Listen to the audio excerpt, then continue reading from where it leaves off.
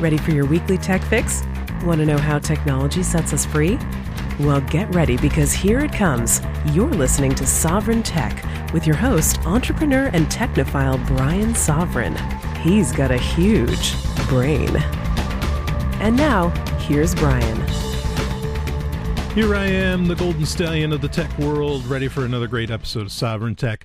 While you hear this, I will be at PorkFest X, or PorkFest 10, or PorkFest 2013, whatever you want to call it. And because of that, this is getting released pretty early. So next, this coming, let's see, it's June 16th, I think.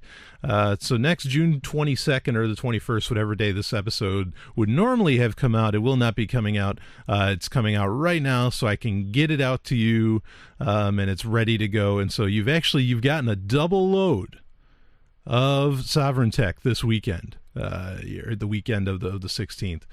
So anyway, hope you enjoy it, and we've got another great episode lined up. A lot of interesting stories available for this one, and there's going to be quite a bit of talk about social media during this episode, and hopefully I won't have to talk about it much more after that. But we can get into this week's story, and it's an interesting one, and it has to do with social media, and this is from leaderswest.com, and it's study strong tendency towards narcissism on Twitter and Facebook. Now, I'll save my personal opinions for after the article. So let's get right into the article. A new study from the University of Michigan concludes that college-age users of Twitter show tendencies towards narcissism, while middle-aged users of Facebook exhibit the same. Because of the sample composition of the study, it's unlikely that it actually shows causation between social media and narcissism, but it begs the question of why it's necessary to try to attribute social media use to mental disorders at all. What exactly is narcissism, and is social media causing it? The bellwether of all infallible facts, that being Wikipedia, describes narcissism as a combination of the following attributes. Positive, narcissists think they are better than others. Inflated, narcissist views tend to be contrary to reality, and measures that compare self-report to objective measures. Narcissist self-views tend to be greatly exaggerated. Agentic, narcissist views tend to be most exaggerated in the agentic domain relative to the communion domain. Special, narcissists perceive themselves to be unique and special people. Selfish, research upon narcissist behavior and resource dilemmas support the case for narcissists as being selfish. Oriented towards success, narcissists are oriented towards success by being, for example, approach-oriented. The DSM-5 describes the diagnosis of narcissistic personality disorder as such. To diagnose the narcissistic personality disorder, with the following criteria must be met. Significant impairments in personality, functioning manifest by impairments in self-functioning, identity, excessive references to others for self-definition and self-esteem regulation, exaggerated self-appraisal, may be inflated or deflated, or facilitate between extremes, emotional regulation mirrors fluctuations in self-esteem. Again, all this will be in the show notes, so if you want to, reread some of this stuff, you can. Admittedly, the DSM-5, these are, psychological, essentially disorder manuals or condition manuals that go out. They make new ones all the time, and they are often incredibly controversial. I don't know a whole lot about them, but I remember the idea of multiple personality disorder. We're talking about narcissistic personality disorder, but multiple personality disorder, apparently no longer really exists, even though when I was growing up in the 80s and 90s, it was pretty much fact that was just something that people had. Now they kind of say that it doesn't exist. Anyway, we'll keep going on. Self-direction. Goal setting is based on gaining approval from others. Personal standards are unreasonably high in order to see oneself as exceptional, or too low based on a sense of entitlement, often unaware of own motivations. And impairments in interpersonal functioning.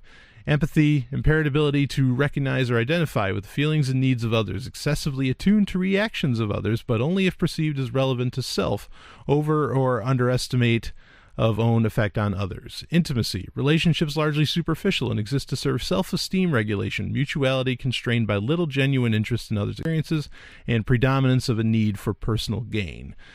Pathological personality traits in the following domain: antagonism, characterized by grandiosity, feelings of entitlement, either overt or covert, self-centeredness, firmly holding in the belief that one is better than others, condescending towards others. Attention-seeking, excessive attempts to attract and be the focus of the attention of others, admiration-seeking. The impairments in personality functioning and the individual's personality trait expression are relatively stable across time and consistent across situations. The Michigan study had two cohorts, one group of 486 college students with a median of age 19, 75% of whom were female, presumably from the University of Michigan, and another cohort of 93 individuals with an average age of 35 and who were primarily Caucasian women. It's pretty evident that these cohorts of people aren't representative of the greater population. These studies also measure narcissism in a population of people with a higher than average incidence of narcissism. More than half of respondents were teenagers, and teenage narcissism is thought to be a normal part of psychological development, not to mention the fact that less than 1% of the overall population have NPD, and it is most prevalent in males.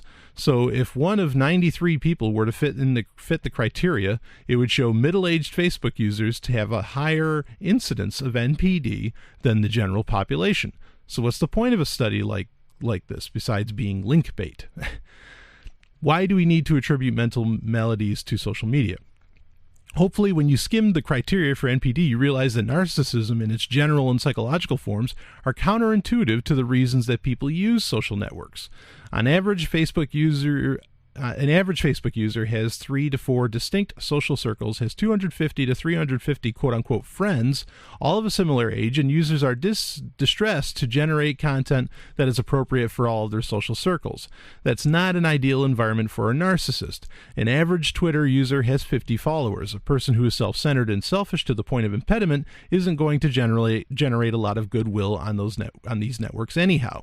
What does a study of relative narcissism in teenagers help us to understand about how we use social media to communicate with other people? Not a lot. It's provocative to discuss, especially when you don't consider the sample cohorts, but it doesn't teach us anything about social media, Twitter, Facebook, or communication. Teenagers are narcissists. I was a teenage narcissist. Odds are that you were too. Narcissism is not new. It's been around since Narcissus, who's, of course, who that's named after. Rather than using poor sampling techniques to make provocative generalizations about social media and mental health, maybe there is an academic narcissism that needs to be overcome. Maybe then we could better understand more about how we can deal with the communication barriers that technology has created. But maybe I'm wrong. Maybe the world needs more headlines like this: Facebook users are insecure, narcissistic, and have low self-esteem. What do you think about this? Are we all just a bunch of narcissists tweeting, posting, and pinning our way through our self-centered existence? And that's the article. And it's a pretty interesting one. The debate, probably the first thing a lot of people that are listening to this show say was like, well, I'm on Google+, so I'm fine. But no, it's interesting. 2 points, because one is that I actually think, I could definitely see some tendencies in myself in the past to where I used Facebook. Now, I was at one point, I was very anti-social media. I mean, I was insanely anti-social media. I actually never had a MySpace page. I dabbled with the new MySpace that Justin Timberlake made, but I never had a MySpace page. And it wasn't until, 2008 or 9 maybe, that I actually had a Facebook page, my first Facebook page. And I remember what happened when I started using it. I just wanted to see what was up, and just check it out, because everybody at that time, around 2007, 2008 is when it really started getting a buzz. And me being, a technologist, I wanted to know what the buzz was all about. And so I finally checked it out, and I friended myself with like 5 people, that I actually considered, friends at the time. And I saw like some libertarian kind of argument going on. was just like, oh boy, I want in on this. And so I started typing, and shockingly, because this doesn't happen on the internet often, I actually kind of won the argument. And I ended up making this guy look like a fool. Not that I have that desire to make people look like fools, really, but at the time I did, I guess. And that set a real precedent for me. So, I mean, I was almost instantly hooked, because I was like, oh wow, I can express myself here. Because I was especially at the time, I was in conditions where I couldn't express myself. I was very much held down. But that's another story for another time. Maybe someone wants to ask that in listener email. And when that happened, I mean, it was definitely like I was looking to get, I wanted the likes, I wanted comments, I wanted the attaboys, I wanted all that stuff. Now, I don't know if that's necessarily narcissism. Okay, but I was definitely going there for some degree of self-esteem. I was definitely going, using Facebook, just to, for some attention that I was really starved of at the time. And, and that, as I kind of, got to come out of my shell more and more over that time frame, Facebook was an outlet for all kinds of things. And I could really see where that could be, interpreted as a degree of narcissism. And because, I mean, the DSM-V, I mean, DSM-5 makes, has this really broad, description. Though I wouldn't say I ever had any low self-esteem. I guess I was just kind of breaking out of a mold, because at one point, now this is something I've mentioned to listeners before. I mean, I was a Christian at one point, a very staunch one at that. And so this was around the same time that I was very much getting out of the Christian mold. And so, maybe with this, kind of newfound or returning, I'll say personality, that I was having, maybe that needed some self-esteem and some empathy. But that's the thing, is that I was definitely looking for empathy. So, that wouldn't have been narcissism. But it's interesting. I can definitely see where a study like that would come off. I think the definition of narcissism is way off. I mean, take something, okay, especially in libertarian circles, which is about the main thing I can speak for as far as Facebook and Twitter users, because that's all I get, that all my friends pretty much are, and everybody I follow on Twitter generally are. And, if one were to take into consideration personality types, like Myers-Briggs personality types, supposedly a lot of libertarians and anarchists are INTJs or ENTJs, and those only make up 1% of the population, the same amount of narcissists apparently that there are. And so my question with that is that those people supposedly generally do think that, I mean, they are rare. They're not better, but you are a rare type of person if you have those personality traits, if those personality traits even mean anything outside of Ninja Turtles. So yeah, that's a little known fact. Most people don't know that Kevin Eastman actually based the Ninja Turtles off of the 4 major personality types in the Myers-Briggs, and so that's why a lot of people think that's why Ninja Turtles was such a popular show. Teenage Mutant Ninja Turtles, that is because everybody could relate to a turtle. So everybody had their favorite character that they could run off of. So if you're a fiction writer, maybe learn about Myers-Briggs and make sure you create a popular or a main character with each personality type, and you'll probably get a really good audience for that. Anyway, back to the point. It is interesting that, why is there all this attachment to social media and psychological conditions? And I think there is an appeal there. Part of the appeal is similar to what I was going through, where Facebook allowed me to safely express things. Now, the internet has always been this way. It wasn't Facebook, and these kind of conversations, these kind of studies were done in the late 1990s with AOL chat rooms or Prodigy chat rooms or CompuServe chat rooms or IRC or ICQ. all this stuff. They said the same thing back then, is that all these people that get online are narcissists. Now, again, by the DSM-5, could they fit that definition? Sure. But at the same time, especially in the late 90s, what it took to get on the internet, you were a special person back then. I mean, you really were. It wouldn't be inaccurate for you to say, well, yeah, I mean, I figured out something that no one else did. Hell yes, you did. So that's debatable as far as that fits. I'm glad that the writer looked at this with some skepticism, because it's needed. Because again, this is, in fact, I would be interested.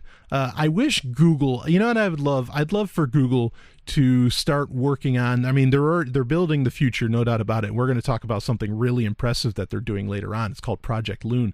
But I wish Google would start scanning in newspapers from all over the world, because I'd be interested to see if Sigmund Freud went nuts over telephones, saying that, boy, these people that use telephones, they're nuts. They're crazy. Nobody uses a telephone and is sane. And, I just, I get this feeling that anything new, that people just try to attribute what's wrong with everybody, or they try to create problems with people that do use something new. And also there is that degree of, slapping down the idea that it's okay for people to feel like they're special. Okay. I mean, is someone better than other people's? My statement to that often is that, I'm not Tony Hawk. Is Tony Hawk a better skateboarder than me? Absolutely. No doubt about that. He most certainly is. Does that mean I have more rights than he does, or privileges? No, not at all. Okay, but technically, he is better, at least at something. So I don't like the attack on betterness. In fact, there's a couple of great books out there, and sadly I can't think of the title of it right now, that talk about the attack on achievement. And so a lot of the stuff I read in or that I hear about, I should say, I don't read psychological manuals generally, but that I hear about with the DSM-5, often just sounds like it's trying to tell people that, no, there's something wrong with you. And they're trying to tell everybody that there's something wrong with them, and never once is the answer because of an abusive childhood, or because of abusive social constructs, like conservatism and things like that. That never comes up. So anyway, an interesting story. Think of it what you will. If you have comments, please, email me, sovereigntech@hush.ai, or talk to me on Google+. Where nobody's a narcissist according to that study. Just kidding. It wasn't part of the study. But speaking of Google+, and this is actually by the same writer, and it's from June 4th, 2013, but here's another study, and this one we might take to heart. But Google+ is the number 2 social network. Again, this is just from a few days ago, and very, very interesting. We'll read it quick.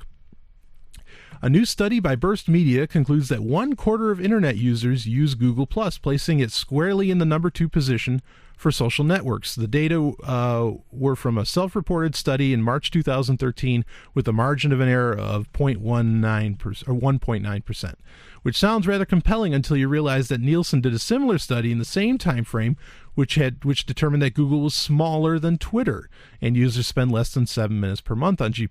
So how do we reconcile these studies? Google does itself no favors. The Burst study seemed to substantiate similar findings from Global Web Index, and Nielsen seems to substantiate ComScore data. There isn't even a clear consensus among studies, and while I'm prone to believe that Nielsen probably has a better understanding of representative sampling than other studies and data that isn't self-reported, it's difficult to buy into any of them because they're so dissimilar. If you've ever zeroed a rifle by triangulating your shot groups, you realize that the further removed each individual shot is from the others, the less confident you can be about your aim. And that's an apt analogy for these disparate numbers around G+. The fact that Google Plus is a subdomain of Google probably doesn't do them any favors, nor does the fact that their internal numbers are more extraordinary than the most bullish data that comes out.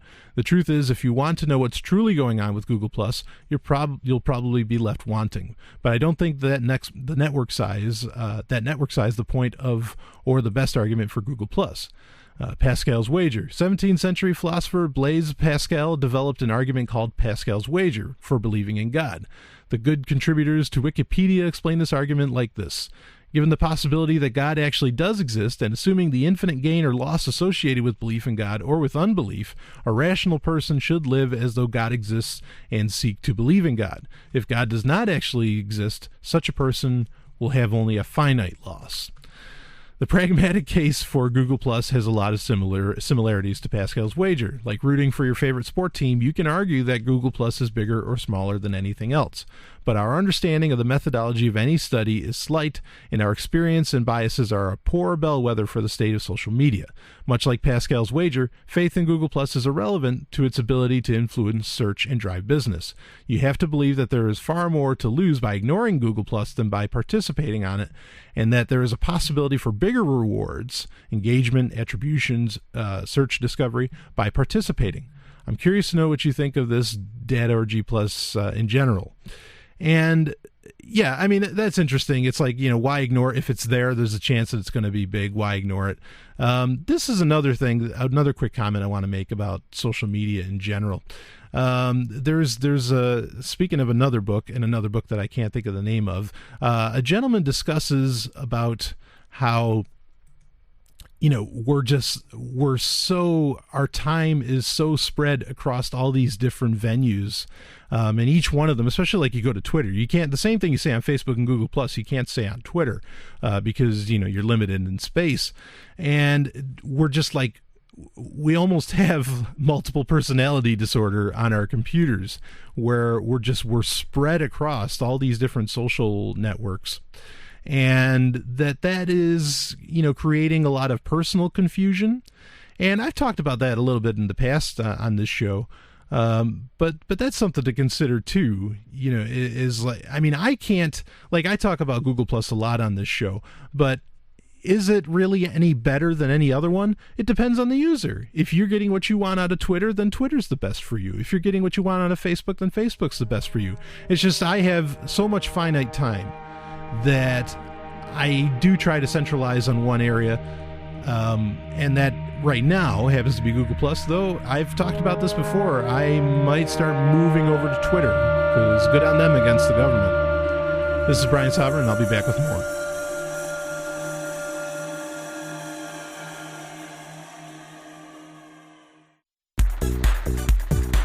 Tech Roulette.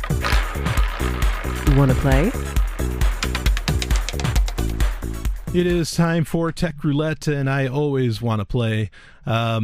This week we have a great, this is the big story from the AP, and it's Morris the Cat runs for mayor of Mexican City. This mayoral hopeful in Mexico promises to eat, sleep most of the day, and donate his leftover litter to fill potholes. Morris, a black and white kitten with orange eyes, is running for mayor of Jalapa in eastern Mexico with the campaign slogan, "Tired of voting for rats? Vote for a cat." And he is attracting tens of thousands of politician-weary, two-legged supporters on social media. Anyway, that's not the story of the week. That's not the Tech Roulette of the week. But I thought that was just so damned funny.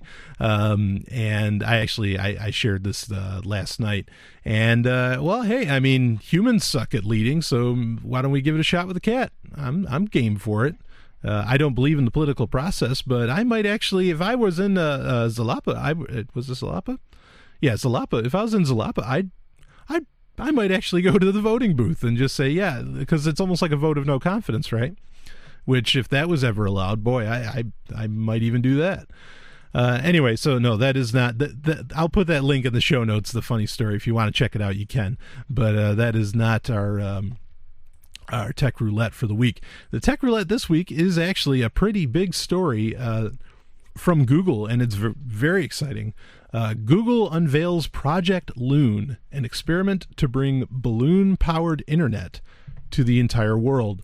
And this is from The Verge. Now, if this was April 1st, I would not be, if this story was posted on April 1st, I would not be sharing it. I would not be talking about it. Google has a tremendous humor. I hate April 1st because the internet pretty much becomes useless for an entire day because everybody's just posting like nonsense articles.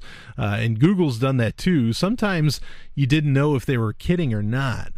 But like they used to have Google Fiber. The first one I remember that they did, I think this is in 2007 or somewhere around there, is that Google, for April Fool's Day, they came out with Google Fiber, and they said, okay, just all you have to do, you can get free internet from Google now, and this was before the real Google Fiber came out, and you just take an Ethernet cord, okay, which is like that blue or gray or yellow wire that plugs into the Ethernet port on your computer, and you shove it down into your toilet as far as you can go, and then you'll connect to Google Fiber.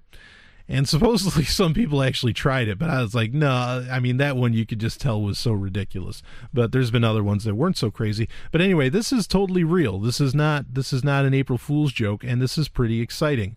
I know everybody's like, balloons? Why are we using balloons? We'll talk about that in a little bit. Here's the story. Google has unveiled what it's calling its latest moonshot out of the Google X labs. It's called Project Loon, and as reported last month, it involves sending up a huge number of giant balloons to beam internet access to remote regions around the globe. Google says that balloons make sense for this purpose. They're cheap to deploy and can provide wireless coverage in areas that would otherwise be difficult to serve due to geography. Like Google's driverless cars, Project Loon is very much an experiment that's in very early days. Google says that it has already built a system, however, carrying balloon at 60,000 feet, providing internet speeds similar to today's 3G networks or faster. Balloons drift, of course, so Google says it's using complex algorithms and lots of computing power to ensure that the balloons can move where they're needed using a combination of wind and solar power, potentially floating around the entire globe at stratospheric heights. Google says that the balloons communicate with specialized antennae that only work with Project Loon, so it's not using traditional cellular or Wi-Fi tech. On the ground, internet providers can take the signal and move it to the last mile to users. At Wired, Stephen Levy reports that the project started a little under 2 years ago. Each balloon starts as an envelope that contains the polyethylene balloons and a 22-pound payload that contains all the computers and electronics. There's already a pilot program in New Zealand and 50 testers. Google launched 30 balloons just this week. Google hopes to set up more experiments over time. And there's a couple. If the link that I'll have from The Verge in the show notes, there's a couple of videos that you can check out that show this stuff in action, or at least in animated action anyway. And I think this is pretty impressive and pretty inventive, to say the least. I mean, first off, okay, how well can it be? How good is usability? Well, it can offer at least 3G or better. And I use 3G almost exclusively for my internet a lot. Even when I would connect like my smartphone to my computer and like tether off of it, I got just fine speeds. Video had no problem. I mean, it depends, on how good of a 3G signal you're getting, no doubt about that. But videos would stream on my computer with ease. In fact, they'd actually, well, because of the extra processing power, they'd stream better than they would on the actual phone, because it seemed like anytime I'd watch something on YouTube with on the phone with the 3G connection, it always went to like a really pixelated, low quality version of it. But on the computer, it was fine. So my point being is that if you're concerned that, well, 3G speeds, suck on my phone, 3G speeds actually aren't terrible at all on a computer. So the speeds that they're going to be delivering are very, very practical for them to have. And I mean, this is great to get the internet, to all these wild parts of the world. It kind of reminds me very much of like in the Philippines, where you'll go driving through, essentially a village or city in the Philippines, and people will be literally living in huts. Nothing different at all from huts that they would have been living in maybe 100 years ago or longer, and before then had been living in for at least, a couple thousand years. But they'll be living in these huts. And this isn't all, I'm not saying Filipinos are backwater people. I'm not saying that at all. Just that a lot of their cities are still very impoverished. And anyway, these people live in huts, and then with the huts, you'll see like an extension cord running into the hut, and you'll see an antenna coming out of it. So it definitely, the first image that pops in my mind when I read about this is that sort of thing, to where perhaps in Madagascar, people will finally have some decent internet. My question too, and it doesn't discuss this at all, is can these balloons actually hang out over the water? Because a major problem, you can get satellite internet, say on a yacht, but you are very, very limited in what you can do with that. Like the speeds are atrocious, and if you can even get the connection in the first place. So I wonder if these would work well over the water. That's something I'd be interested to see. But it looks like right now they're just concentrating on land masses. All of which is fine and good for Google, good for them making so much damn money, really that they can actually kind of propel the world forward completely on their own. I don't know what kind of legal battles they're running into with this. Apparently, like they said, in New Zealand, they're already starting. They have at least 50 testers that they're trying it out with. So in New Zealand, they don't mind it, which is interesting because Australia is notorious for monitoring communications, internet communications of private citizens. Well, and of course, public, people that work for them, for the government itself. So that's fascinating that they were able to start in that area. But again, Australia is different from New Zealand. So, maybe it's just they can get really good data from there. The other thing that I want to comment about this is I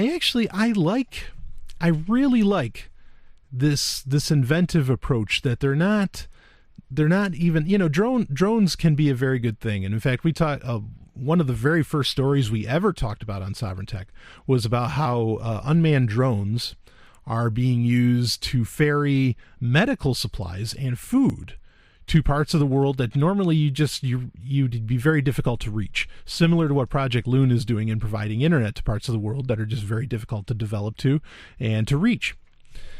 But I like the idea that they're using what's really such a very old technology, which balloons are. Balloons, as far as, use for even communications or for any real purpose, that's been around for a good 150 years, if not longer. And there's something to be said for, like, when electricity was invented or put into mainstream use.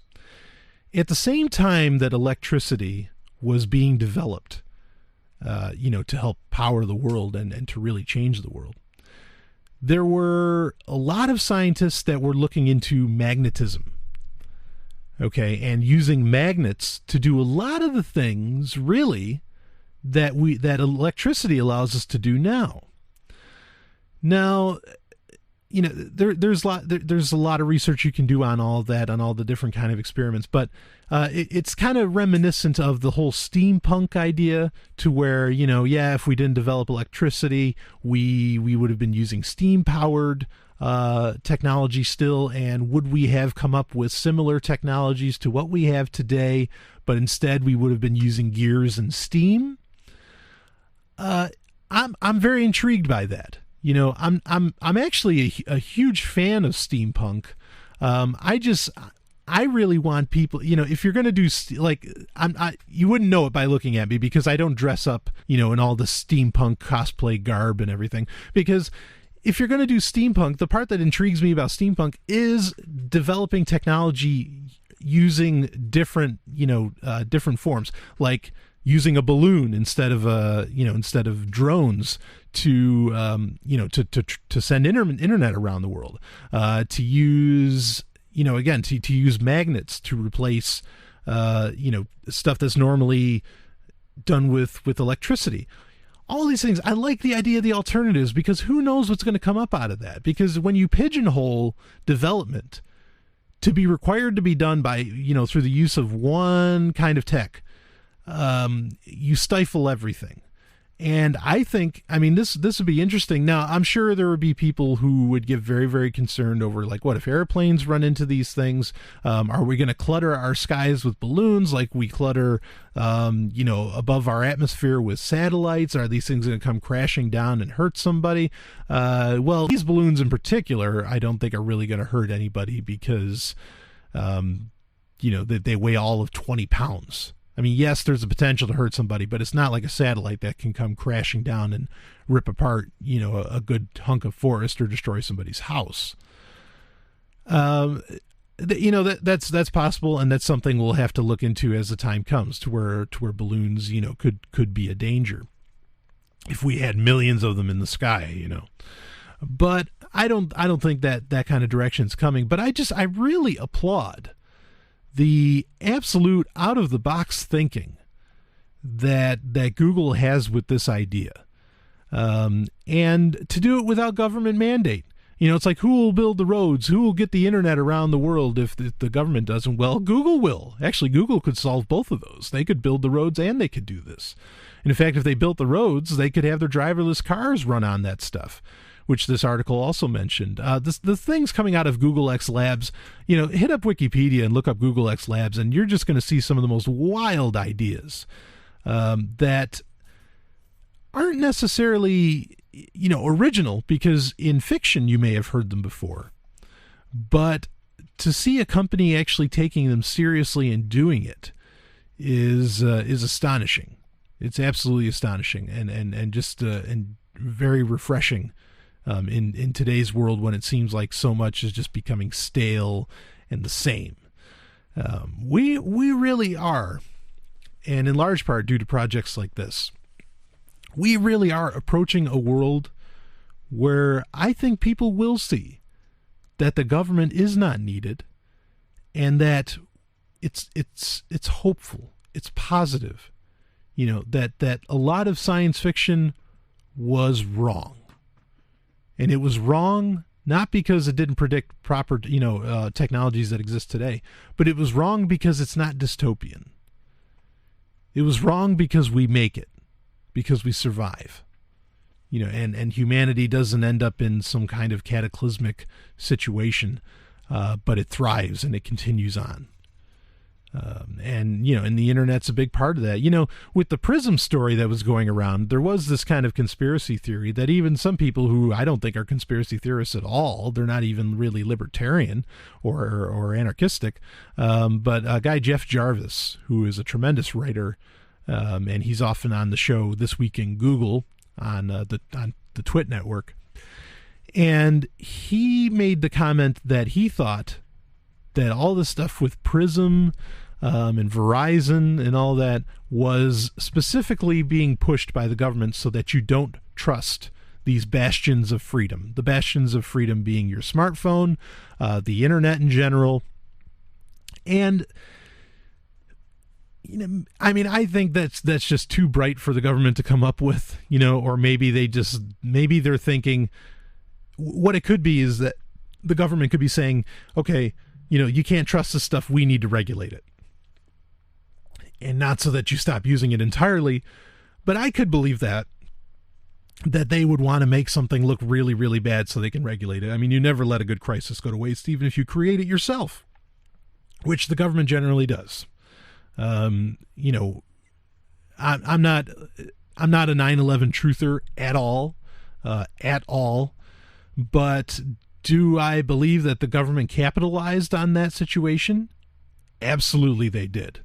Do I think that the government caused that situation? Not that they're behind it, but that they, through blowback, that they caused it because they were messing around in other people's backyards that they had no business being in? Certainly. I definitely believe that's exactly why that happened. So could I believe that that right now the bad press for the internet, could be to somehow create, foment distrust with the internet? Yeah, maybe. But then the problem with that whole line of thinking is that it's making, people are complaining that the government has control. And so they're not looking to the government to have more control with it. They want them to get away from it. So that line of thinking doesn't necessarily fly well either, but it's an interesting thought. So anyway, back to more with Project Loon.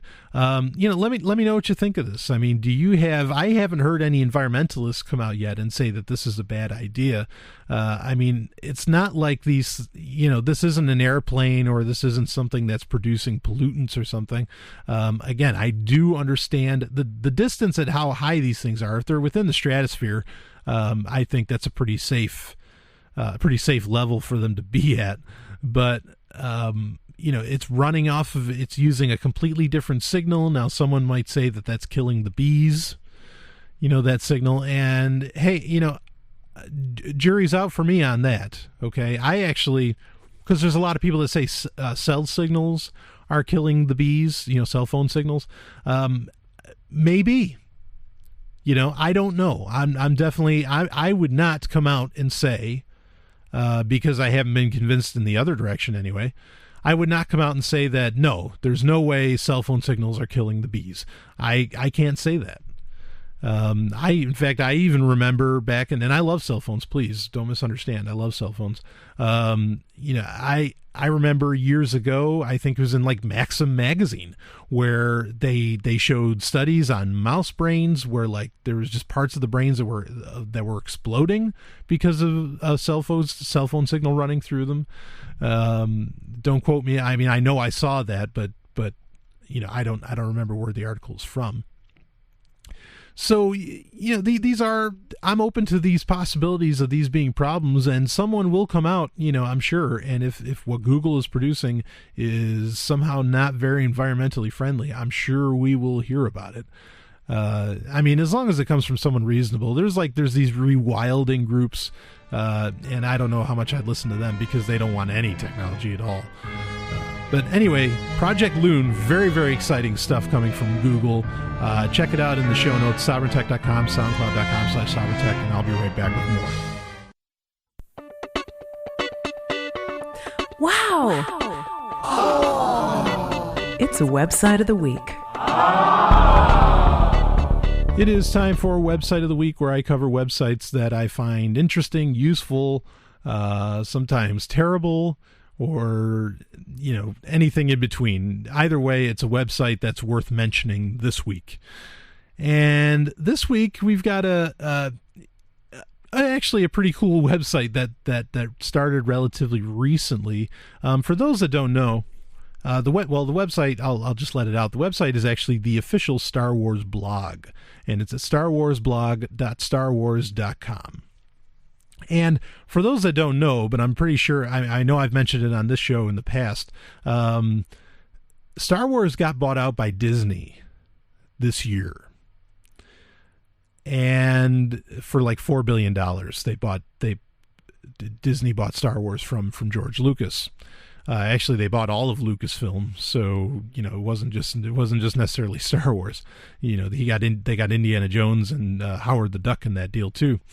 And anyway, but Star Wars is definitely the area of concentration, and the Star Wars blog, since Disney took over, they seem to really get, I don't know who they hired on, but they seem to really get the adult side of Star Wars, and they seem to really get like what the fans actually want and are interested in, as to where, admittedly, with George Lucas, he didn't, he just, whatever he wanted, he kind of pushed. And there's nothing wrong with that, okay? Because you got to make entertainment for yourself. There's absolutely nothing wrong with that. But Disney is definitely taking Star Wars in in a enjoyable direction, I'll say. And the Star Wars blog, not necessarily every day, but often every day and multiple times a day, they're posting all kinds of great stories.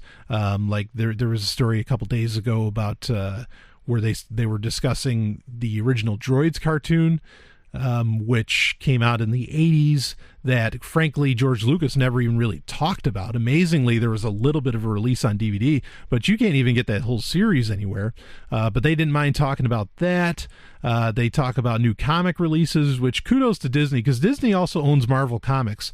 And amazingly, they've let Dark Horse Comics, which has had a tremendous, totally successful run with Star Wars for 20, 25 years, or, well, 20 years anyway. And they actually let Dark Horse keep making the comic, even these really, really big ideas like ones I've talked about in the past in the show, like the actual Star Wars comic, which they're up to issue number 6 now, which was fantastic. So you get previews about that. There's game news like the new Battlefront that's coming out, which looks very, very exciting. They do a best of StarWars.com. They've actually been doing a lot of really great things with StarWars.com.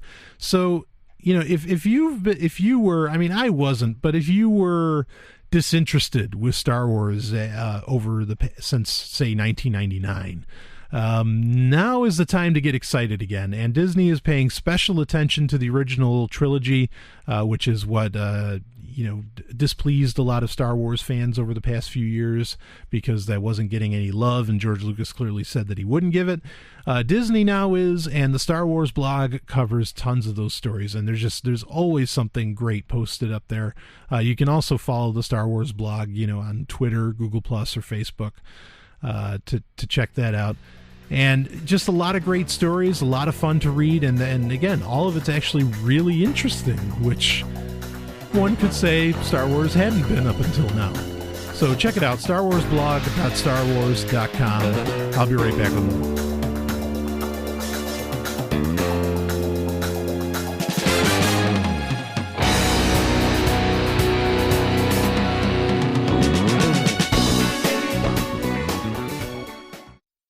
Time now for 90 Seconds on Sex with Dr. Paul. Each year, a couple of hundred young men in North America will die while masturbating with a noose around their neck or with a bag over their head. Now, while these deaths might appear to be suicide, people who are trying to kill themselves usually aren't naked at the time of death. They almost never hang themselves from a doorknob in their bedroom, and they seldom ejaculate right before dying. So these unfortunate deaths are not intentional suicides. Rather, they are an attempt by young men with certain fetishes to push the limits of pleasure by masturbating while trying to cut off their oxygen supply. The slang term for guys who do this are boy baggers because of the frequent bag that's over their head. Now here's the really interesting part. Up to a third of boy baggers wear women's underwear while they're masturbating. Masturbating while oxygen deprived can result in an orgasm that's not dissimilar from the type of orgasms people have when they're using poppers.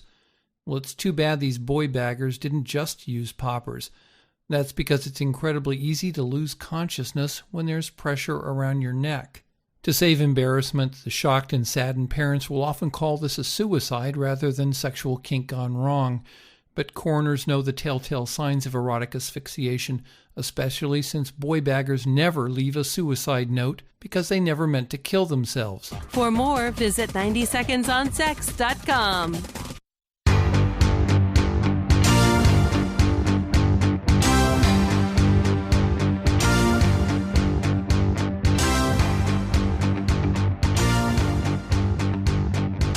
It is time for listener emails where I answer your questions that get sent to me through sovryntech.com. On the right side of the page, there's, Ask Brian Anything, or through the Google Plus page, gplus.to/Brian Sovryn, and again, that's Sovryn, just in case you didn't know.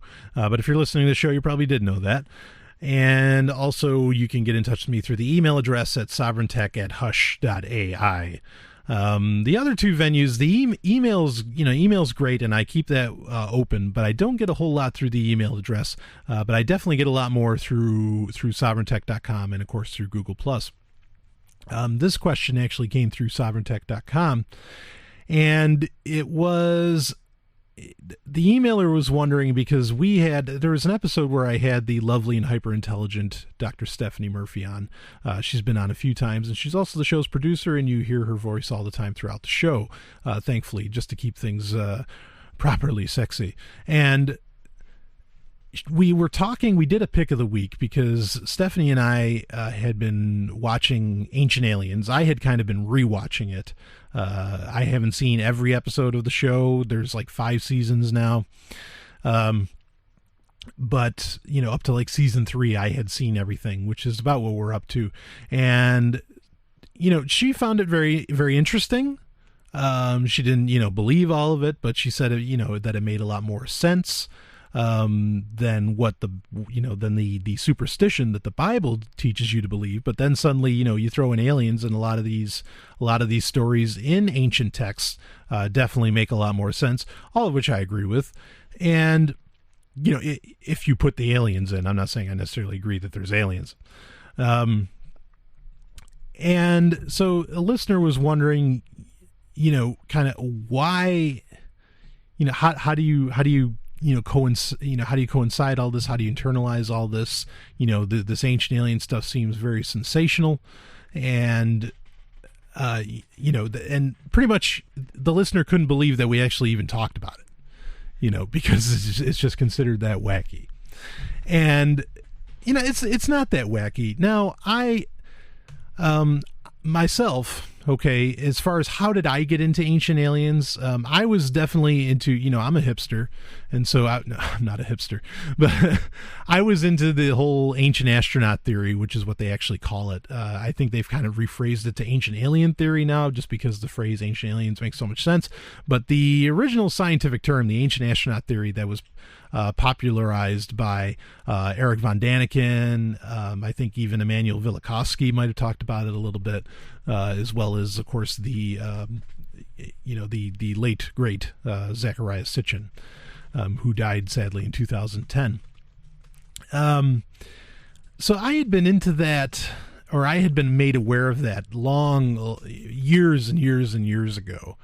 It's actually one of the things where, now I mentioned earlier in the show that at one point I was a Christian, but I actually, before I went into the military, when I was pretty much, I'll say between the ages of, I'll say it on the safe side, 17 to maybe 21, I was an atheist at that time. Fortunately, I became an atheist again, thankfully, but I was an atheist at that time, and part of my atheism came from the fact of I actually, I heard and I met Zecharia Sitchin, and even went to dinner kind of a couple times, and I heard all these facts that he laid out, and he laid out a lot of facts. There's a lot of supposition in his work, no doubt about it. In fact, his seminal book, The 12th Planet, is a shocking read, because it's very, when you read it, you just go, wow, hey, there's something to all of this. And when I heard things like that, it did suddenly, a lot of the stuff that I had learned about the Bible and in the Bible, it suddenly did make some sense. And so so I got into it then. Of course, also I was accused, of being part of some conspiracies when I was younger as well. And, so the conspiracy world was ripe for me, essentially. Now, as far as my take, I mean, let's get down to what the listener's really asking. As far as my take on the whole ancient alien thing, no, I really don't. And I'm open to it, but I don't believe that aliens have ever visited the Earth. Unless there was once a civilization on Mars, which, if you take the works of, say, Richard Hoagland and Mike Barra, they would say there most certainly is, there is and was perhaps a civilization on Mars. And in fact, they have pictures. There's this book called Dark Mission, which I think I did Dark Mission for a pick of the week, where they show like ruined cities, and there's pyramids in Sidonia, on Mars. And of course there's the famous face on Mars that actually, put Richard Hoagland on the map. There's all those things. So unless this was somehow an alien race from Mars, or perhaps Venus. Ooh, there's a tease. What does Brian think about Venus? Anyway, no, aliens I don't think have come through here. Now, if you take Zecharia Sitchin's ancient alien theory, he says that there's a planet called Nibiru that swings in every once in a while, every 3,600 years, if I remember correctly. And during that time frame, these aliens will use traditional rocket ability to be able to come down to Earth, because that's really the problem. That's the main reason that I think that aliens didn't come here, is because I think the travel to get here is impossible. I definitely believe in the theory of general relativity and special relativity, that you can't go faster than the speed of light. You can't propel yourself faster than the speed of light.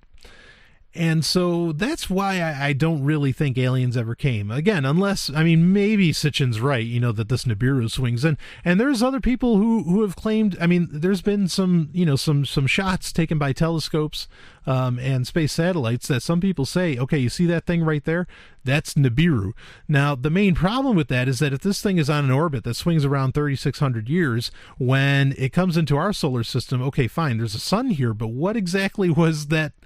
What was that planet being heated by, and everything being allowed to live through the rest of that time frame when it's not in our solar system and it's just hanging out in the big deep dark? So that's kind of the main hole with that theory. However, admittedly, Isaac Asimov, not my favorite book by Isaac Asimov, but maybe my second favorite book by Isaac Asimov, called Nemesis, is all about a planetoid that does this very thing that Nibiru says, it does, or that, the Sitchin says Nibiru does, and it actually has its own little sun that hangs around it, or that it hangs around, I guess is more accurate. And Isaac Asimov always refused to. When he made science fiction, he put a real heavy emphasis on the word science. So a lot of his stuff would be theoretical, and he's actually written some of the best theoretical scientific works that have ever been written. And so if he proposed that that's possible, he wouldn't have written it if he didn't think it was possible. So that possibility is open, okay? So anyway, so those are the reasons that I think it may, if it is aliens that came down to Earth and, did all these incredible things like building the pyramids,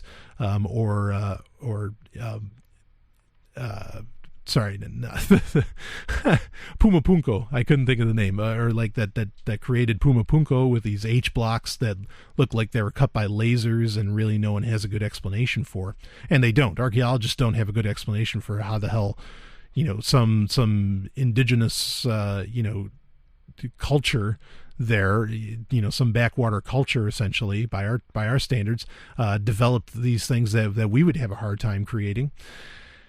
If it were aliens, those would be the places that they'd have to come from, and then clearly, other than Nibiru, these aliens may be long gone, and not coming back. They could be like just long dead, or they, went elsewhere.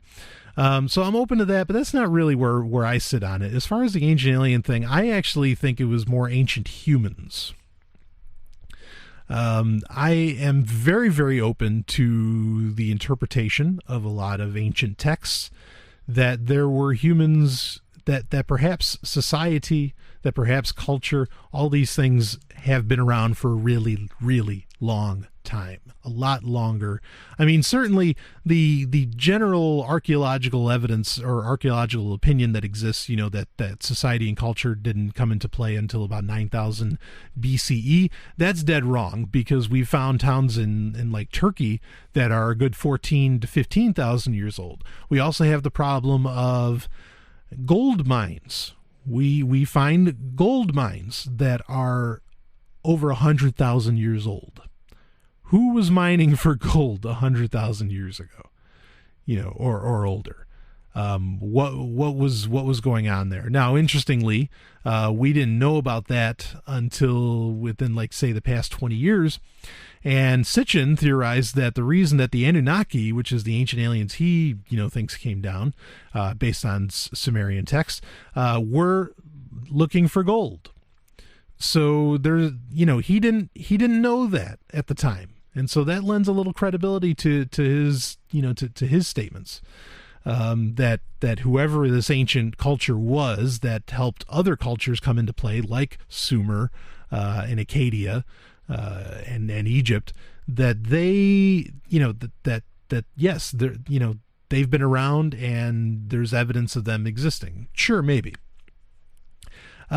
Also, another thing for the human aspect of it all, where, again, like I said, I am open to the fact, and this is really where I come into, again, with all of this, is that I think that there were human societies, and I'm not necessarily talking about Atlantis or anything like that. I'm just saying there were human societies that were very, very advanced in some form or other, that taught the Egyptians and taught Sumer, and taught all these ancient empires, how to do business, quite literally.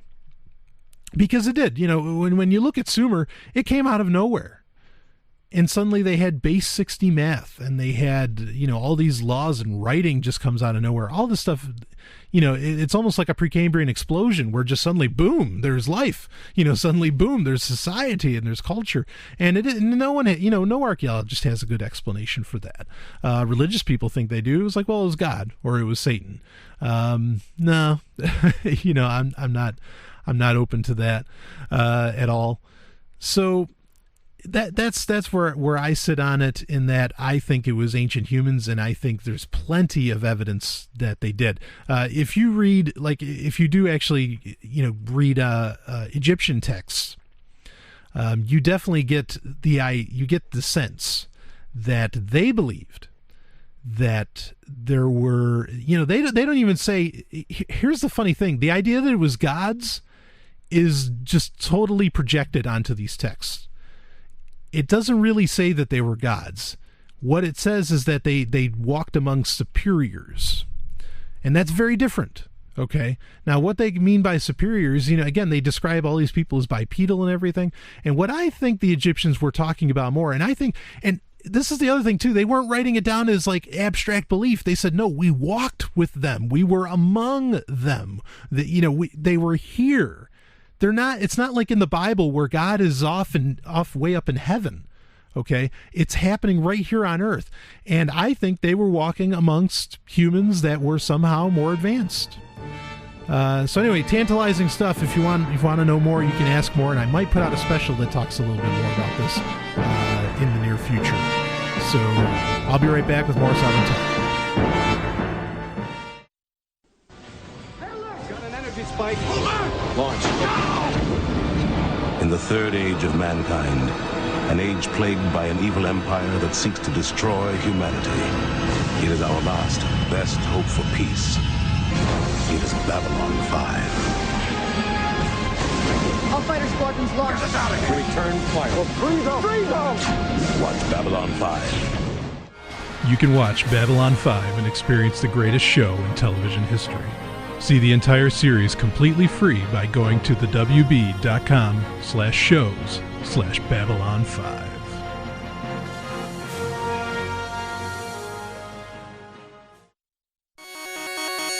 Software of the Week.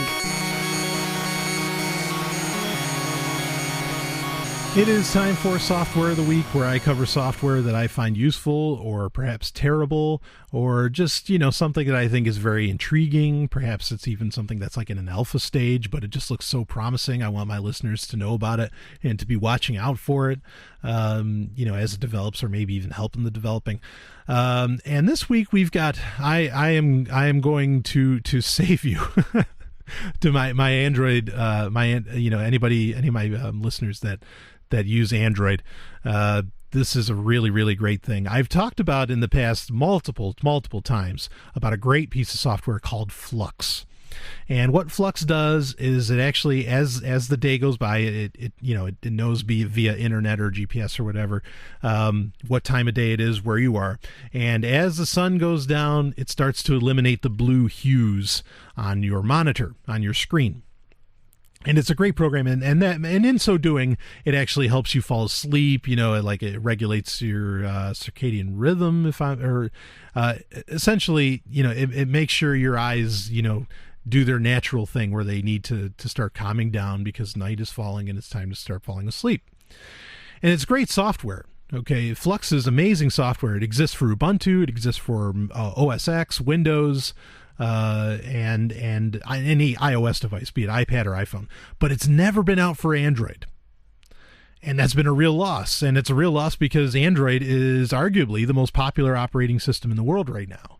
I mean, so many devices are running on Android. Even cameras and refrigerators are running on Android now. Okay, which Windows can't say that. So what do you do? Now the company that makes Flux, they said that they did develop a version of Flux for Android, but it was such a complex installation that that they haven't released it yet. And as soon as they figure out how to make the installation less complex, they will finally put it out. But they said it was being used around the office. Anyway, so you have Flux. What do you do for Android though? Because it's just not out now. Well, there's a program called Twilight, and I have to thank a listener and a friend, Becca, for introducing it to me. And it's called Twilight. The link to it will be in the show notes. And it does everything that Flux does. And in fact, it may even in a roundabout way do it a little better, because I noticed like when the screen goes red, it goes really, really red. Now you can customize it, and this is where I guess it does things a little bit better than Flux. It's very, very customizable in what you can do with it. And it works great. It does exactly what Flux does, and it does it beautifully. But there is a caveat, and I wonder if this is where Flux, if and when they release Flux for Android, I wonder if this is where Flux will win out, because Twilight is a battery killer. Now I use a Galaxy Nexus, and the Galaxy Nexus has a terrible battery to begin with, but I mean, this really drains the battery. I mean, most people don't realize that, but the screens on mobile devices are actually, not on laptops, but more on tablets and smartphones, are what drains like 90% of the battery all the time. And so to affect the screen even more, I mean, that's just draining the battery almost twice as fast. So if you're going to use it, I recommend using it more when you're plugged in. Hopefully when Flux does come out, maybe that's going to be like their killer app of their app, is that it doesn't drain the battery as badly. Because I never really noticed a problem where it would drain like my laptop battery, and maybe with a smartphone it'd be the same. But Twilight works really, really great for right now. And again, it is very, very customizable. And maybe if you just tone down the hues, maybe it won't be such a battery killer. I have to experiment with it more. But I was just so excited to finally have a program like Flux for Android that I had to let the listeners know. And check it out. It's great. That's Twilight. What does freedom mean? Tune in to LRN.FM to find out. LRN.FM is the Liberty Radio Network, a collection of live talk radio and podcasts, all coming from a principled pro-liberty perspective. LRN.FM show hosts aren't left, right, or conspiracy kooks. You can tune in 24/7 to LRN.FM via your phone, computer, satellite, and more. Listen free anytime at LRN.FM. That's LRN.FM. Brian! Stop playing those video games! Just a minute, Mom. Game Talk. It is time for Game Talk, arguably my favorite part of the show, where I get to talk about games. And who doesn't enjoy a good game every once in a while? And this article is from Kotaku, again, probably the most read game article website that I have for Sovryn Tech. It always delivers great content. And this is from Stephen Totillo, and it's is this Nazi killing video game hero Jewish? Maybe. Now, this isn't some kind of like, praise the Jews segment for me. I am Jewish, but there's a different point I want to get to within this article. But let's get right into it. In the upcoming ass-kicking video game Wolfenstein: The New Order, the Polish protagonist B.J. Blazkowicz encounters a gray-haired Nazi officer named Engel. Blazkowicz is undercover, posing as a Nazi underling. That's interesting. The Nazi officer's name, Engel, means angel in German. So I'm intrigued by that. But anyway, the officer compliments Blazkowicz on his Aryan features and then puts him to the test. She says she wants to be sure he has pure blood. Oh, and it's a woman, and her name's Angel. Interesting. Engel shows Blazkowicz some pictures and asks him some strange questions. He answers. She lays a pistol on the table between them. She waits. Blazkowicz doesn't go for the gun, and the officer lets him walk away. The test was just a meaningless game, she cackles. His answers didn't matter. In other moments in Wolfenstein, Blazkowicz certainly does go for the gun and doesn't let Nazis laugh in his face. He's the star of this first-person shooter, after all. He uses the heaviest machine guns imaginable to kill Nazi after Nazi. He shoots Nazi robots, too. In one level, Blazkowicz discovers some Nazi plans. He looks over some documents. They're written in Hebrew. He's able to translate. The hints are there that B.J. Blazkowicz, video game killer of Nazis since his debut in 1992's Wolfenstein 3D, is Jewish. If only it was that clear, the new game's creators simply won't say. It's never explicitly stated in the game, a spokesperson for the game's US-based publisher Bethesda told me, saying the game's creators at the Swedish development studio Machine Games decided to keep things vague. They leave it up to the player to interpret. This feels typical of video games, a purportedly brash medium that seems forever more timid than movies, books, and other forms of entertainment. Why not be explicit? Why not say that we're playing as a Jewish killer of Nazis instead of just hinting at it? Why not animate the action of the game and that strong added motivational push? Consider that video games have long been filled with Nazis, yet they haven't included many Jewish characters. More to the point, games have recreated battle after battle from World War II, but good luck finding a major World War II game that mentions the Holocaust, let alone identifies the Nazis as the genocidal perpetrators of that horror. The evil of the video game Nazi is usually taken as a given or presented as a generic awfulness. In The Saboteur, a 2009 game featuring an Irish freedom fighter in occupied France, Nazis are simply cruel to everyone in Paris who isn't German. In the more realistic Brothers in Arms games, Nazis are the powerfully equipped enemy force that poses a strategic challenge to a small crew of American fighting men. There are no concentration camp liberations in Call of Duty. Let's check in with Hollywood, shall we? The Oscar-nominated film Inglourious Basterds features Jewish Americans killing Nazis.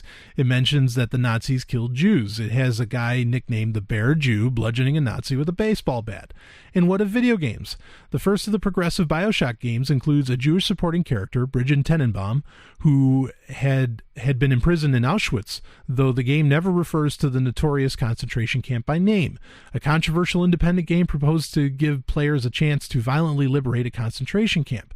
The protagonist of Grand Theft Auto, The Lost and Damned, is Jewish. Here's a game called The Shiva, and surely I'm short of a few examples. Pray tell, what are they?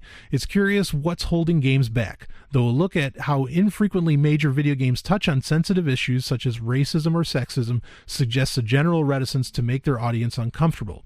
It's also perhaps hard to figure out how to explore unpleasant topics while making a game fun, and fun is what so many game creators and game players expect. The result is curious. We're racking our brains to think of major video games that mention that Nazis killed Jews, and we're struggling to come up with any. There are also may be legal and content concerns. Games sell well in Germany, yet depictions of symbols are outlawed in that country. When Wolfenstein, this is true.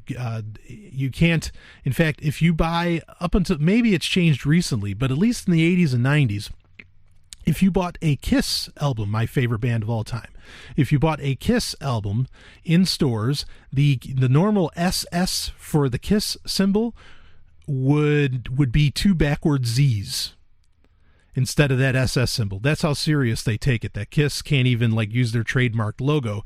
And you'd say, well, you don't want to be offensive to Jews. Well, Gene Simmons and Paul Stanley are Jews, and they went ahead and used the SS symbol, so what's the problem? But anyway, that I just wanted to say that that's absolutely true. You can't use those symbols there. When Wolfenstein's publisher Bethesda distributed screenshots of the new game, they warned that some shots would not be shown in certain countries.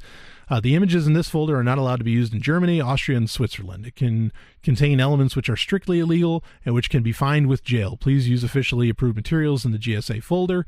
When the publisher announced the game, which involves Blazkowicz fighting against Nazis in a fictional future in which the Reich won World War II, it included this proviso. Wolfenstein: The New Order is a fictional story set in an alternate universe in the 1960s. Names, characters, organizations, locations, and events are either imaginary or depicted in a fictionalized manner. The story and contents of this game are not intended to and should not be construed in any way to condone, glorify, or endorse the beliefs, ideologies, events, actions, persons, or behavior of the Nazi regime, or to trivialize its war crimes, genocide, and other crimes against humanity. I asked Tom Hall about B.J. Blazkowicz. As lead designer of Wolfenstein 3D, he created the character. He could at least tell me if Blazkowicz was supposed to be Jewish, I figured. There had been rumors that he was Jewish and of Polish descent. And yes, that's certainly possible. Because, again, like I said, I am technically ethnically Jewish, but my family comes from Poland. And really, Poland was kind of for the bulk of the 1800s, and even a lot of the 1900s, the Jews, Poland was like a Jewish homeland almost. Anyway, that was never specified or intended at the time, though I intended him to be of Polish descent, Hall said over email. Hall noted that Commander Keen, another video game character, was Blazkowicz's grandson and was based on my childhood. Hall is not Jewish, but they are characters and not me, he added. So we shall see how BJ's story is told over time. Now that's interesting. I love the Commander Keen games, and that's really cool that that's his grandson. But we'll see. We'll see which stories video games characters can tell, and more importantly, which they are willing to tell. And what if Blazkowicz is Jewish? An interesting angle, Hall remarked. It deepens the meaning of his actions and struggle. Now, again, the main part of that article, because by the title, I think you get misled what it's about. The main point of that article is that games do shy away from, it often seems, from very serious topics. And I understand the argument that, hey, if they're serious, they're not really games at that point. Then they're more of like a teaching tool, or they're more of a propaganda piece or something along those lines. But I think I welcome. I'm not a huge fan of first-person shooters. I loved Wolfenstein 3D, and I will tell you, my actual my name is Brian James, and then of course Sovryn, but Sovryn's not my real last name. But I actually totally, as a kid, Wolfenstein 3D was a big deal, and on my 386 computer, I totally believed that B.J. Blazkowicz was Jewish and of Polish descent, just like me at the time. I readily accepted that, and Wolfenstein 3D, I've bought that game for pretty much everything it's come out for, even Game Boy Advance. I had a deep passion for that game, and as a kid, being raised Jewish, at the end of the game, you actually got to, you saw Hitler dead. And admittedly, that made me at the time feel good. I don't believe in taking human life anymore, ever. But admittedly, that definitely did emotional resonating with me, even as a teenager or a preteen or whatever you want to call it. So I welcome games to have a lot more emotional content, so that maybe this whole desensitization thing that a lot of people talk about wouldn't be so. Because it'd be showing you just how horrific a lot of this can be. Are you searching for a mouth-watering, all-natural, sweet and sticky treat? What if I told you it was also made by a chef who believes in freedom, just like you? You're not dreaming. This is real. Head over to mandrick.com. That's MANDRIK.com. There you'll find Georgia's famous baklava in classic and dark chocolate flavors. To those with special health needs, Georgia's famous baklava also has a treat for you. Golden delicious, low-carb, gluten-free almond cookies. Order with PayPal or Bitcoins. In just a few days, your sweet treats will await you right at your doorstep. One more time, that's MANDRIK.com for Georgia's famous baklava.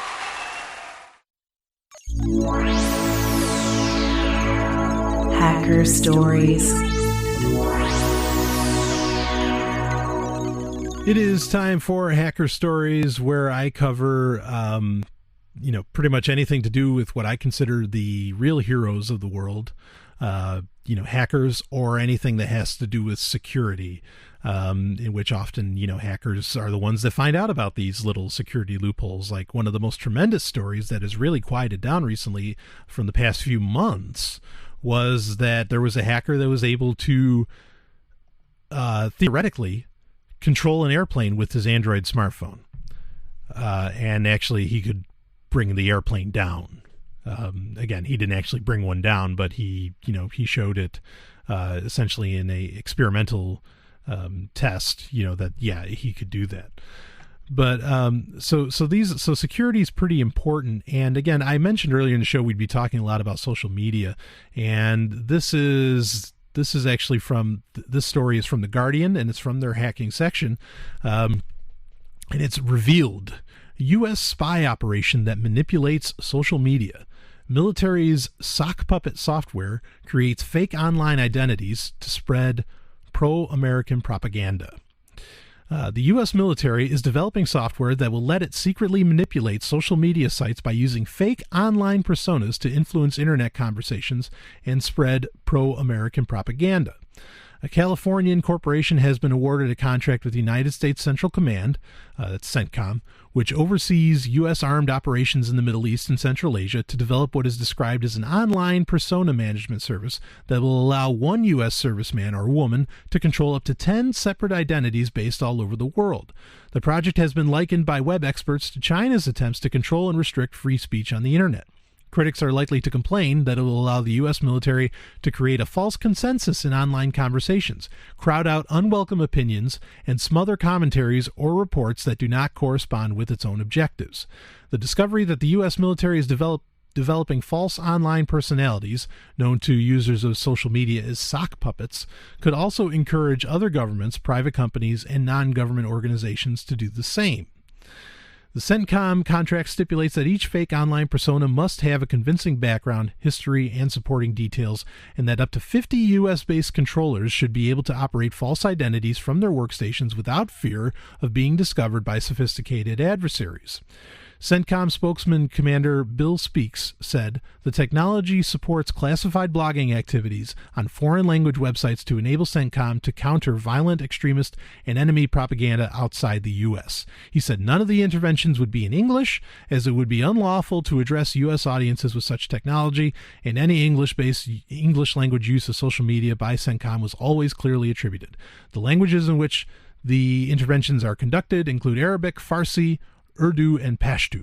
CENTCOM said that it was not targeting any U.S.-based websites in English or any other language, and specifically said it was not targeting Facebook or Twitter. Once developed, the software could allow U.S. service personnel working around the clock in one location to respond to emerging online conversations with any number of coordinated messages, blog posts, chat room posts, and other interventions. Details of the contract suggest this location would be MacDill Air Force Base near Tampa, Florida, home of U.S. Special Operations Command. And CENTCOM's contract requires for each controller the provision of one virtual private server located in the United States and others appearing to be outside of the U.S.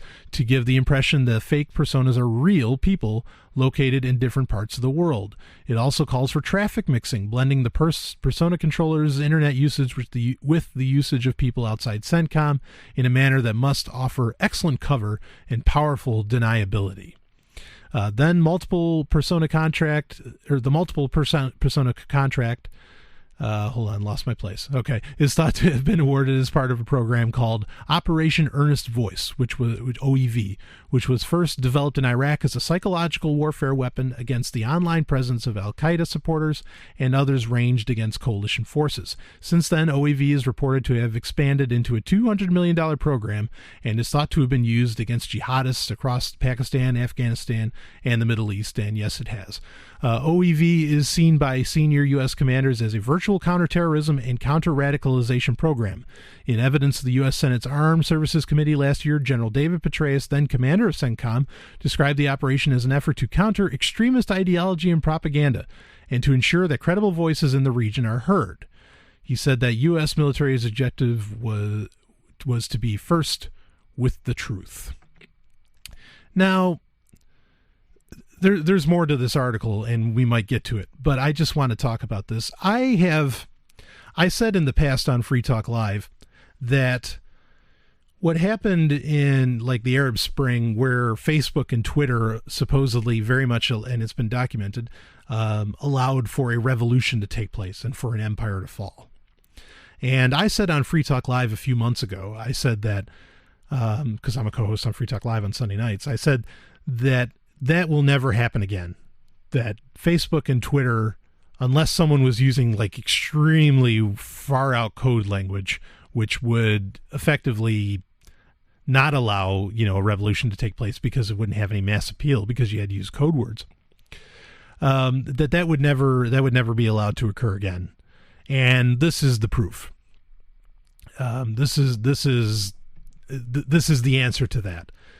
And how did I know that? I mean, okay, maybe I'll be proven wrong. Okay, the option does still exist that somehow Facebook and Twitter will allow for some degree of peaceful, hopefully peaceful revolution in the future.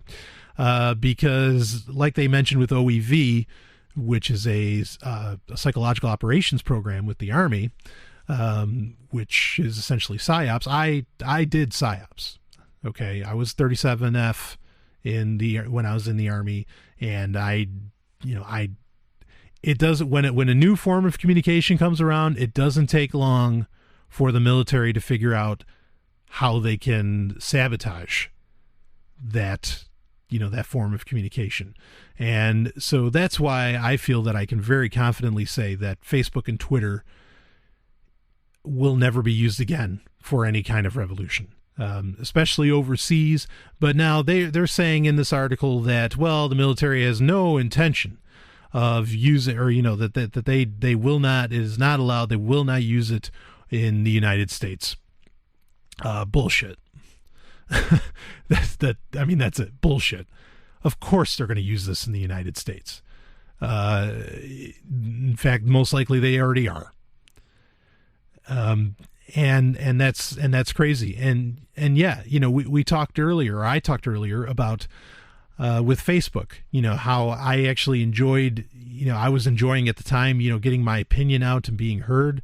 Well, guess what? They're going to have, a few hundred people make sure you don't get heard, or that you get insulted and attacked. And most people will respond to a lot of the emotional triggers that I'm sure that I know that people in CENTCOM would use in communications as compared to the raw logic, that another person may present. This is in the previous episode of Sovryn Tech, we talked about the gun that was designed to, it's a gun that creates it doesn't let you speak. Okay. You'll have to listen to the last episode, or at least look in the show notes of the last episode to find out more about that.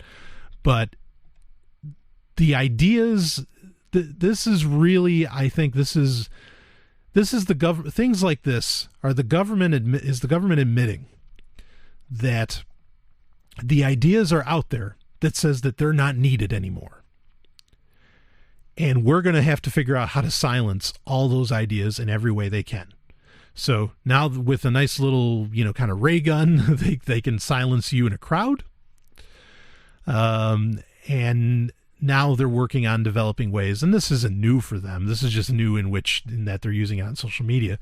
But now they're developing a way to silence you through social media networks and through the internet in general. And with tricks like this, people say, oh, the government's going to turn off the internet, and I don't think they need to. Not if they're going to pull off stunts like this. And okay, so what do you do about this? What you do is you just, stop. Just be careful, who's in your friends list, I guess. That's really the only thing you can do about it. But anyway, maybe we'll find an alternative way to communicate with each other. I'll be back with more.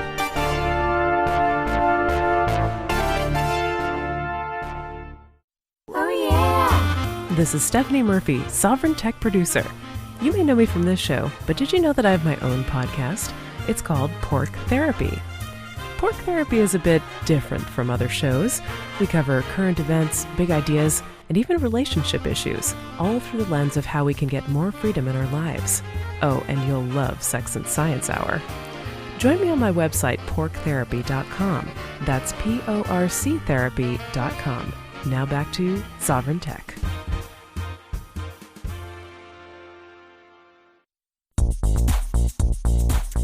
What are you doing? I can't believe I caught you again. You know, Jesus doesn't approve of this little habit of yours. I know, baby, I know it's wrong, but it feels so right. Well, it ain't. But I've been doing it since I was 12 years old. It's nothing but a sinful perversion of nature, if you ask me. But baby, I don't ever want to stop looking at tech websites, new gadgets, video games, software, or any of that stuff. Well, then I'm leaving. Okay. Bye. Pick of the week. It is time for Pick of the Week, where I, Brian Sovryn, get to talk about whatever I want to talk about. It could be movies, comics, it could be an idea. Last week we kind of talked about cloud computing, which was a lot of fun, and my thoughts on that. Or we could, talk about comic books. We could talk about, TV shows, kind of talk about anything. And in fact, if there was something you wanted me to talk about during Pick of the Week, like something in particular you wanted my impressions on or something, go ahead and email me, sovereigntech@hush.ai, or get in touch with me, through the Google Plus page, gplus.to/Brian Sovryn, or soundcloud.com/sovereigntech, or sovereigntech.com. Get through to me some way. There's plenty of ways to get through to me. Admittedly, this doesn't have to do with Pick of the Week per se, but I don't think with the recent last episode we talked a lot about what's been going on with Facebook and Free Talk Live, which has in turn affected me. Not that me myself personally do I mind that that Facebook isn't that I can't use Facebook right now, but I'm beginning to think I'm never going to post to Facebook again, and I'm just going to take that stance. In that, I still use Messenger, which I can still use whether I'm banned or not. But I don't know that I'll ever really post on Facebook ever again, at least for Sovereign Tech anyway. And for myself, I don't know, maybe someone will want to interact with me through Facebook, some good friends of mine that live far away. And that's what's, Facebook's really good for that, is for being in touch with people that live far away. Maybe I'll still use it for that to some degree, but anyway, so getting in touch with me through Facebook might not be your best option is the reason that I say that. So anyway, to get to Pick of the Week, I want to talk a little bit about music, and I'm going to lay out a couple of artists that I think do tremendous work to this day, and they've been doing it for 20 or 30 years, and they still push it. The two artists I want to mention, one is Stan Bush, who you may have never, ever heard of. If you have heard of him, you probably heard of him from the 1985 movie, The Transformers. Again, the 1985 movie, or maybe it was 87. It was 87, because all the great movies came out in 87. In 1987, the animated Transformers movie, which is just a masterpiece of a film. In fact, I know I'm not the only fan of it. Ian Freeman, the proprietor of LRN.FM and host of Free Talk Live, I know he is also a big fan of it. It has a huge poster of it actually at the studio, and there's a couple songs in there. One's called Dare, and the other is called The Touch. The Touch being a very popular song. You can look it up on YouTube if you want. Just type in Stan Bush, The Touch. You'll know it probably right away. Pure cheese, pure 80s cheese, but it's amazing. And that's by Stan Bush. So if you've heard that, you would have heard that from him.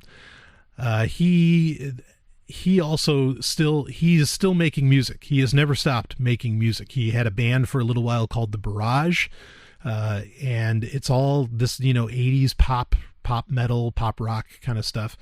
A lot of it having to do with love or whatever, and all great stuff. But he's still making music, and in fact, he came out with an album in 2007, I believe, called In This Life.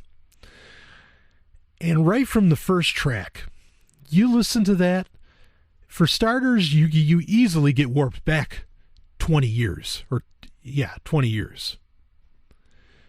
And it sounds, and this is what's amazing, is, because people say, well, sound just progresses and music just naturally, gets a lot more depth or a different sound to it. And you can't really recreate that classic sound, not 100%, because, it's gone and just sound has just come to the next level and all that.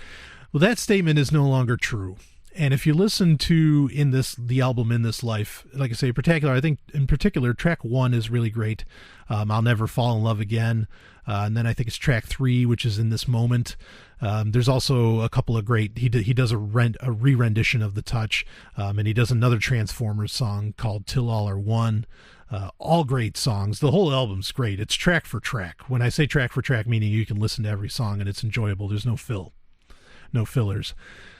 Which is very popular in music today, to have, a 12, 13, 14, 18 track album, and 90% of that is just filler songs to get you to pay full price for it. But In This Life, you'll listen to that, and like I said, you will be transported back mentally to 1987 with ease. So that music can still exist. And I remember when I first heard that album in particular. Okay, I knew who Stan Bush was before because I had the Transformers soundtrack. I'm a huge Transformers fan. I'm a huge fan of the cartoons anyway. The new movies, I think, the first one was good, but the other two movies were just atrocities, in my opinion. And so I knew who he was, and great friend of mine that I call Spock, a great friend of mine, he actually... He said, no, you got to hear this. He said, believe me, you'll cry. And I did. I cried because it was so beautiful. It was so good. It was so rockin', and it was so cheesy. And I'll talk about cheese in a minute, but it was great. And so, here's a guy who most people don't even know exists, and he's still making new songs. He had another album come out in 2010 called Dream the Dream. He's released singles since then, like I think there's one called The Battle, which you can actually, a lot of those you can get on, on Google Play or on iTunes, and I definitely recommend them, or you can just hear them on YouTube. Also, admittedly, like for other Transformer games, he's actually had to redo, or he's done remixes of The Touch, and The Touch may be the most remixed song in history, which is kind of a funny thing. I don't really say that as a compliment, but it is a great song, so I guess you can just keep remixing it. The other artist I want to talk about, though, so you can check out Stan Bush. The other artist I want to talk about that has been around forever, but somehow still makes great music, and better than most of the music that comes out today, is Rick Springfield. Laugh. Go ahead and laugh. Okay? But this guy, next to Kiss and Michael Jackson, this guy might be for me, the king. He's amazing. His music in the 80s was top notch. His music in the 90s was still was still great. But then his music in the aughts, his music in the 2000s is phenomenal.